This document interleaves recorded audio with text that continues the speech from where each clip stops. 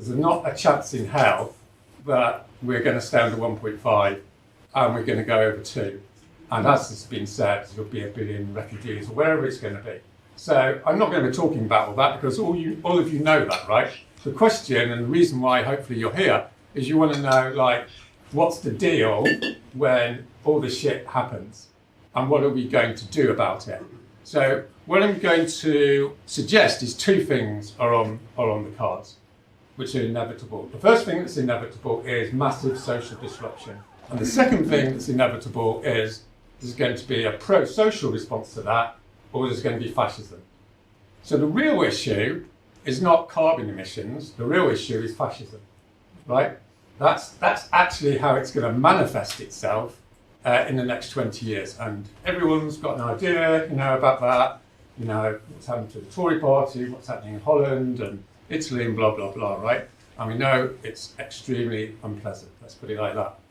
You might be thinking, oh, right, Roger's coming to say some nice things about collectivism, and then you can sort of go, oh, let's do a bit of collectivism or something. So basically, that's wrong, right? I'm here to say collectivism is happening anyway, right? It's going to be happening anyway, because when a society gets into social stress, it's collectivism that takes over. So the issue is it going to be fascist collectivism, or is it going to be pro-social collectivism, right? So the collectivism is done, right? That's already coming. The issue is, are we going to get with the program or not? Okay. Collectivism has this image of the gulag. You know what I mean, doesn't it? Like anyone that's over 40, collectivism, Soviet Union, gulag, breaking rocks. Roger's going to suggest we should all be breaking rocks or something.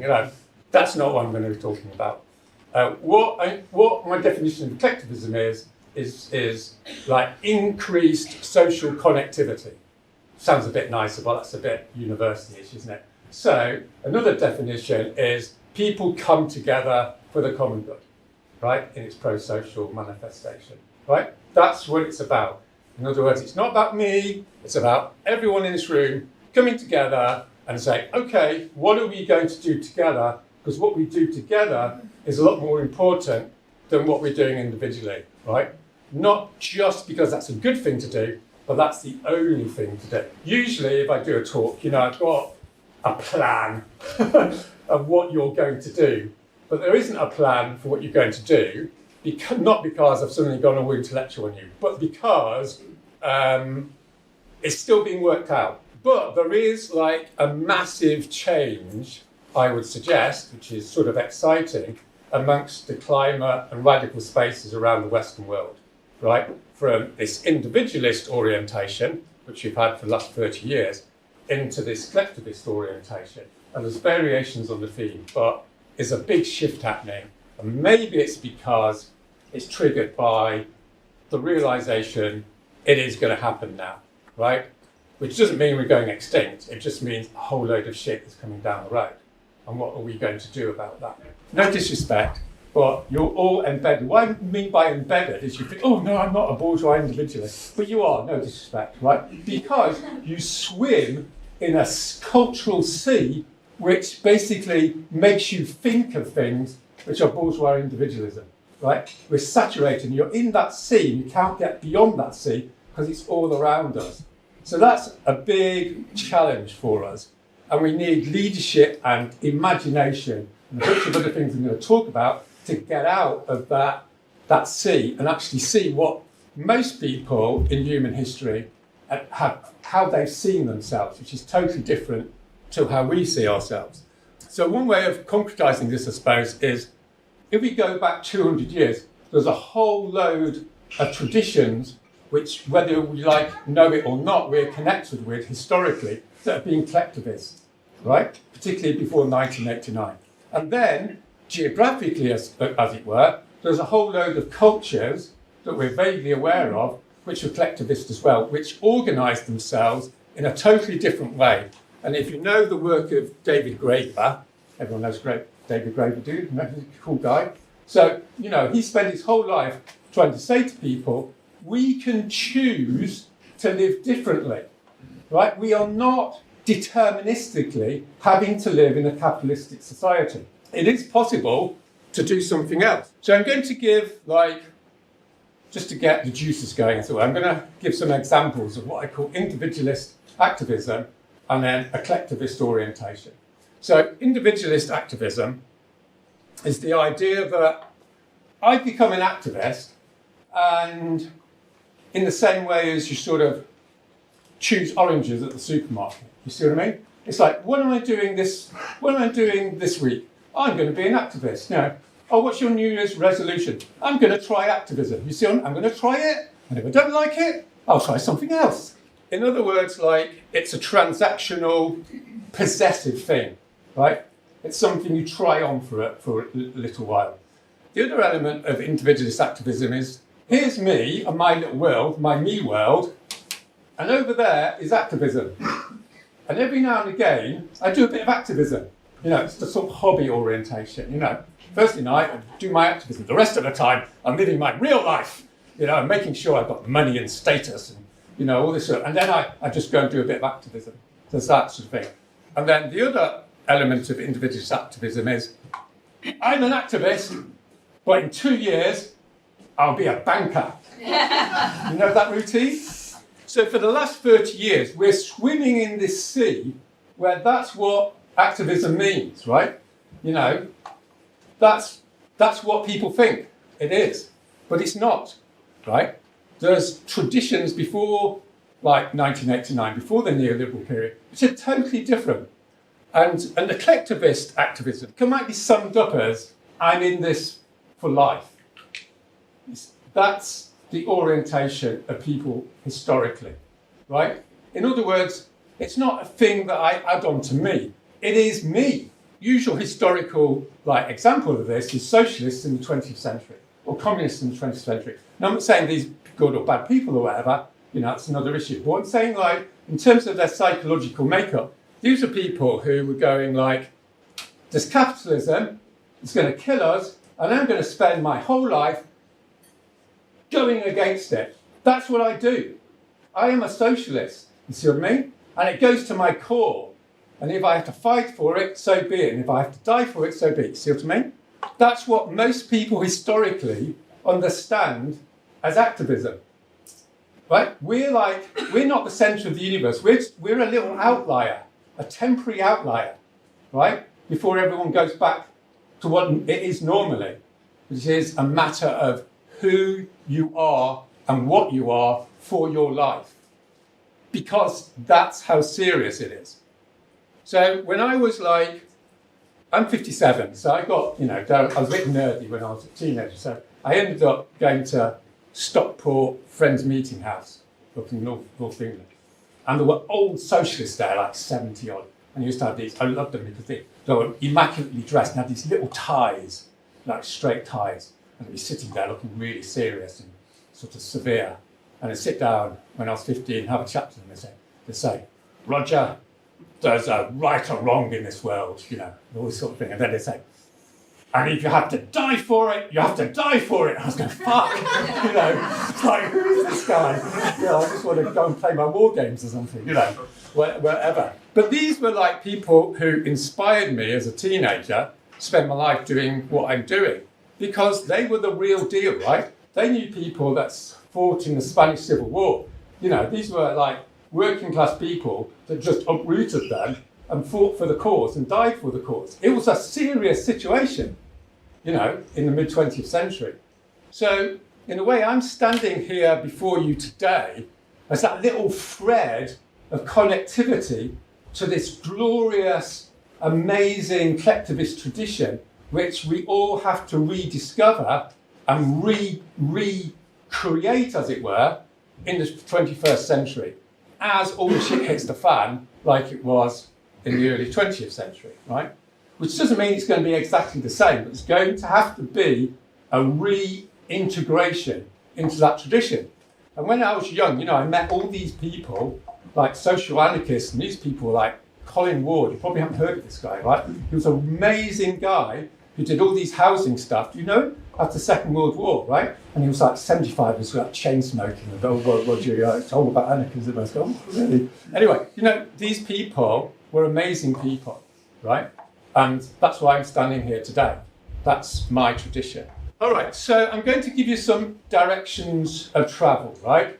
Of what activism in a collectivist orientation could look like going forward. So there's sort of psychological stuff and then there's organisational stuff. On psychological stuff, a collectivist orientation is to say, we're going to go and do an action. So notice we, right? It's not I, it's we. So we all get together in this room and we collectively decide we're going to do this action, right? And maybe one or two people are a bit individualist, that's fine, right? And having a bad day, or they've got to see them up. But everyone else is doing this action. You notice how that works. You don't have a go-round where you go, well, you know, I'm going to consult my conscience and I'm going to decide whether to participate. The identity of the room is in the collectivity, right? And that's how, you know, things used to happen. You have a big meeting in the car park and all the workers went on strike, right? They didn't get a form for email saying, do you want to consult, you know, how you feel about this and do you want to do it?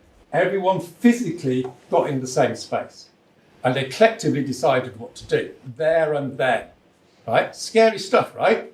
You know, oh my God, I'm going to lose my individuality. Oh no, never mind. All right, second thing is, when the shit hits the fan, you call a demonstration, right?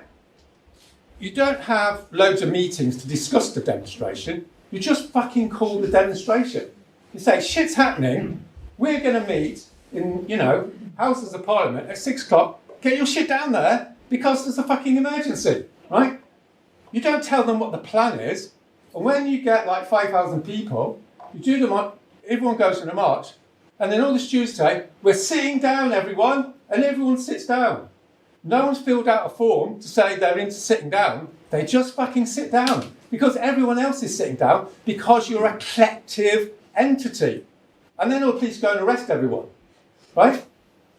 And everyone's going, so be it. Why is everyone going, so be it? Because your identity is integrated into that crowd, right? This is what's called classical civil resistance. You know, when they had Tahrir Square, they didn't like have a load of like, you know, pre-meetings. They just said, we're going to Tahrir Square. People didn't think, well, I might get arrested or I might not. They just fucking went because they were fed up. When they got there, they found themselves wanting to stay there, even though they might get shot. That's how it works. That's how collectivist classical civil resistance works. This is something we're discussing in JSO, right? Is, you know, how can we construct that moment of organic rebellion? You see? That's how history works, for better or worse. It's like a collectivist thing. Okay, when you go to prison, no pressure. But when you go to prison, it's not like, I consulted my conscience, I've read Thoreau, and now I'm ready to go to prison. It's like, we're fucking going to prison, right? Everyone in this room is going to prison. We're all going to prison, right? Okay, that's fine. Thank you very much. See you tomorrow. See what I mean? We're going to do something, and we go to prison as a collective entity. So when you're in prison, you're not feeling all sad and lonely because, oh, I've made a decision to go to prison. It's not very nice. You're going, fucking great. We're all in prison. Right? And then when you get out of prison, you can debrief together. You don't go, well, I'm not sure, I don't really want to go to the debrief. You fucking go to the debrief, right? Because you're a collectivity. You know, people say, you know this like culture of going, oh, if you want to take part in the action, you have to go to the training, right? When you go to prison, you have to debrief with everyone else. It's not an option, okay? And if you're feeling a bit funny about it, you don't go and have individual therapy, right? You go and talk to the other people that have been to prison and you work it out as a group. That's collectivity, right? Now, I'm not saying like that's the only game in town. I'm not saying like this is some utopian, you know, whatever. I'm just saying that's the tradition that traditionally has brought about revolutionary change, right? It's not about me. And this connects with the broader and main point I'm trying to make, which is you all have to engage in transcendence, right? That's a funny sort of word, so you can call it something else. But what it basically means is I'm not actually that important, right? I'm just like this bod who's on the planet for a little while and then I'm going to die. It's really not that important. And when shit things happen to people, they suddenly realise, often, not always, you're not actually that important. What's important is that you're in a collective project with other human beings, and you're in service to that project, right? That's what you are. You're not an individual. You're part of this collective entity of resistance. And so be it. You see what I mean? So it doesn't matter if shit happens to you, because you're not actually that bothered about Roger Hallam. You see? I'm not that bothered about myself. You're going to put me in jail like in 2 weeks' time. I don't give a fuck. Seriously. I mean, it's a bit annoying because I've got other things to do, right? Because I'm not actually that bothered about myself, right? You see what I mean? Now, let's go its dark sides, right? I'm not being utopian about it, right? It's got its dark sides. All I'm saying is that's the deal if you want to have a revolution, right? If you want to actually create a pro-social society which is going to combat fascism, you need to have that vanguardist orientation. It's like sign up at the end of this meeting, not signing up for the next action. You are signing up to do the revolution for the next fucking 40 years. See what I mean? I'm in. Because it's not going away, right? In the early 20th century, fascism was not going away. It was a lifetime commitment. You have to make that lifetime commitment to actually do this shit. Otherwise, you're going to have fascism. Sorry. Right? It's a big deal, right? This is the way humans have had to cope with things for 10,000 years. You know, we're just having a nice little patch. That's the way it is. Organisationally, what does collectivity mean? So here's a few ideas. Number one, you're in an affinity group, right? You're not in an affinity group for an action. You're in an affinity group for 5 years. Yeah? Your affinity group is your group, right? It's the people you love and connect and will die for. You see what I mean? You go out in action together and you know each other, and you know Joe's a bit funny about that, and you know Jack's done it, you see what I mean? You know each other intimately, right? Because you go out over and over again in struggle against the system, right? That doesn't mean everyone's going to do the frontline stuff. You're a team.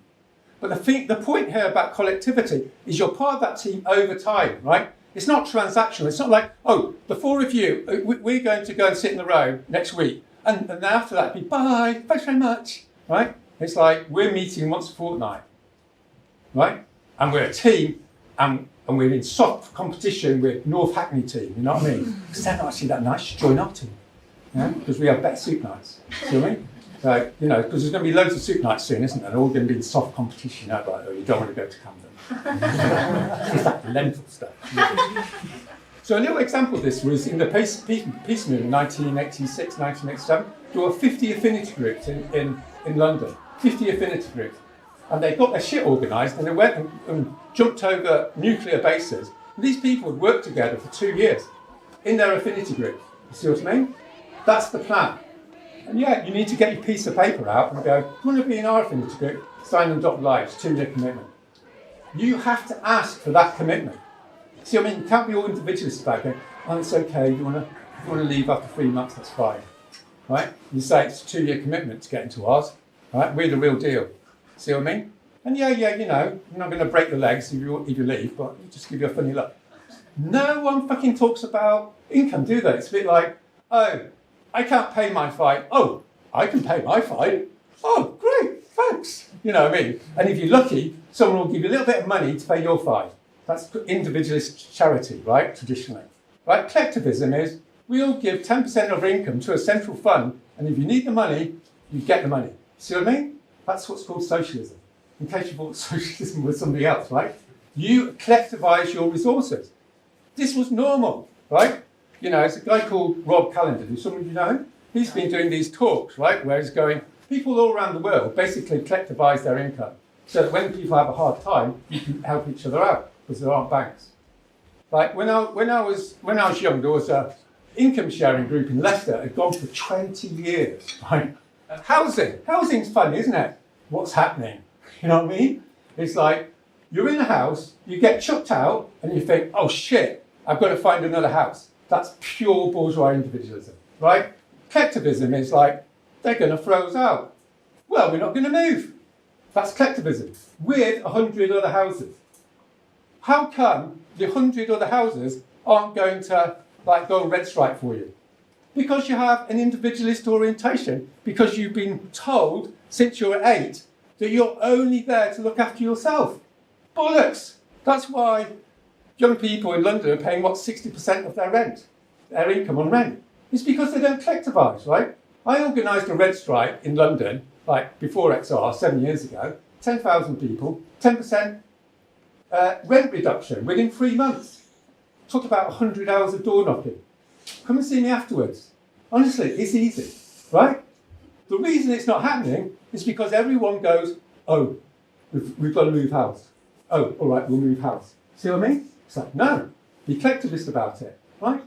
Let's all combine together. Go do some door knocking, find out who your landlord is, got another 100 houses, find out where they are, everyone stops paying the rent, say, fuck you.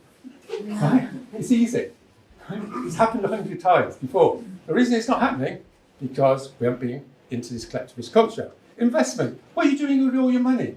You know, you've got it in the bank. Why the fuck have you got it in the bank? You're supporting capitalism. Why don't you set up your own bank, for God's sake? It's not that complicated, right? I did it when I was 20, right? With a bunch of anarchists. We're going to set up our own bank. We financed dozens of activist houses in the 1980s. Easy peasy. Get your money together, put it into a company, and go and buy some houses. Not that complicated. You see what I mean? It's like, why aren't you thinking about this? This is the first, I've only started saying this in the last 6 months because I'm embarrassed. Because the climate movement is so fucking individualist. It is. It's just appalling. You know? It's like, there was that tradition, you know, it died in the 1980s because of Thatcherism, and now it's got to be rediscovered because the shit's going to hit the fan. What I'm not saying is you all get together in your little communes and overbond, okay? So this is like individualist collectivism, right, as you might sort of call it. So this happened like for a lot of my life. It's like, we're going to become communists, we're going to become collectivists, and we're going to go to the land, and we're going to all read together on Thursday morning, right? That's like inward-looking, overbonded, fucked collectivism. In the peace movement, everyone decided we were going to become collectivist at the end of the peace movement. What that meant, basically, is people felt so intensely about each other. You'd be in a meeting, and 2 people would go upstairs to have sex with each other. They would, right? Because they thought they were so overbonded that the whole of activism collapsed because everyone was so, stuck in a meeting to discuss, where the ketchup was going to go.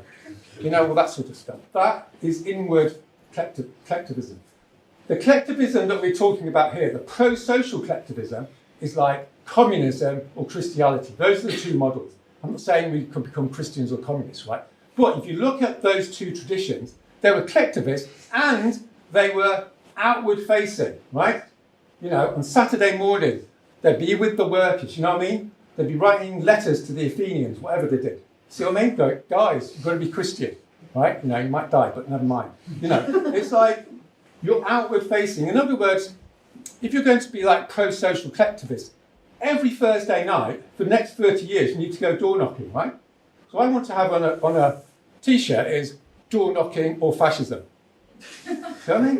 It's like, let's concretise it, right? You either fucking get out there and talk to people, or they're going to come and get you. Because they're all reading social media, right? You've got to go and door knock, you've got to go and create the assemblies. Not because, it's just like a thing I'm doing in order to get something to happen. It's because it's the essence of who you are. You see what I mean? It is the plan to get out there and talk to ordinary people. If you haven't done that, we're done for, right? The only reason everyone's sitting here tonight is because some of us did 1,000 public meetings, right? That's how we built GSA, right? Grind, right? And you think, oh my God, what a big ask, Roger's asking all this stuff. That's how most people worked, right? Before 1989. My dad went out leafleting every fucking weekend for 30 years for the Liberal Party, right? That's what people used to do. Because he cared, right? Because he was brought up in World War II. He knew what would happen. When you are deciding, obviously you're not going to decide as an individual, as you know, but when you all decide to become collectivists, as it were, then you need to decide to do this not because you're trying to be nice, right? doing something because you're trying to be nice or ethical or moral isn't actually like that valuable. People decide to do something like a fundamental change in how they operate because of deep metaphysical reasons. In other words, this is the way the world is. It's like a fundamental realization that you are not like this weak, vulnerable individual. You are part of the collective. See what I mean? You realize you are part of a larger ideological project. In other words, there has to be a theory of society and a theory of life that is different to the capitalistic one, right? And we're not sure at the moment what that looks like. But if you think about the communists and the Christians, that's why they went out every weekend, right? They didn't go out every weekend because they wanted to be nice. They went out every weekend because that was their worldview, right? That is what it was to be Roger Hallam. See what I mean? So it's something along the lines of shit's coming down the road, and this is going to create positivity because it will bring us all together to do great stuff to get ourselves out of this shit. You see what I mean? So it's not just, hey, all this crap's coming. It's all this crap's coming, and that's going to be a good thing because it's going to bring us all together. And that's a good thing, right? You're not going to be miserable in bedsits. We're all going to come together and we're going to sort this fucking situation out. Bang! Oh yeah, right, that's what I'm doing in my life. That sounds good. See what I mean? Sign up, 20 years, thank you very much. So with Just Stop Oil, like at the moment, this is what we're fumbling towards, right? Is a revolutionary orientation. So instead of asking the state, can you do this, if you don't mind, otherwise we'll sit in the road, we're going to be going, we're not asking you anymore because we want to get rid of you, right? We want to get rid of the fucking system because the fucking system is never going to give us anything. That's a revolutionary orientation. It has an ideology that goes with it. So that for the next 30 years, we know what we're doing, right? We're changing the whole system and we know what we want. And in the short term, everyone's going to think we're dicks, right? Anyway, loads of people thought I was dicks and loads of people still think I'm a dick, right? But, you know, I'm standing here, you know. My supervisor at King's College, he used to say to Roger, if you can't continue to hold those views, you'll make yourself irrelevant, I always remember. And then, like, set of XR said, fuck you. Do you know what I mean? I was like, ha. So, you know, we don't want to get too ego about it, but you see what I mean? Right? We're going to be ahead of the curve, like the communists were ahead of the curve and the Christians were.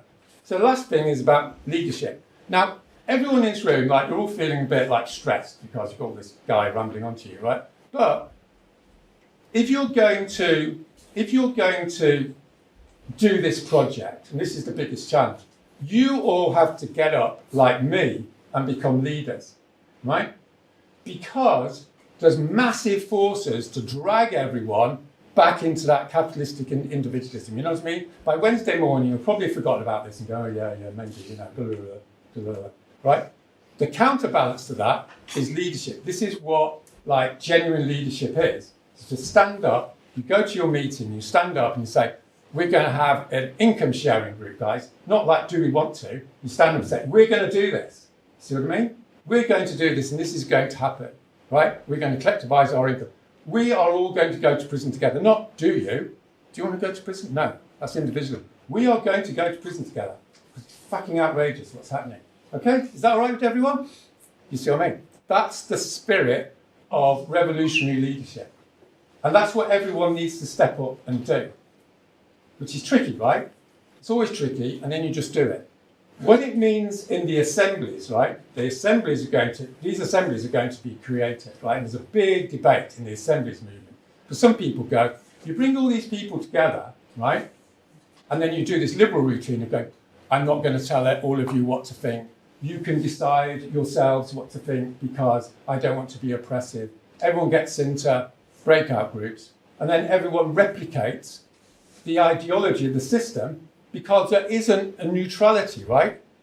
Not influencing people just means they're going to replicate what they've heard on social media.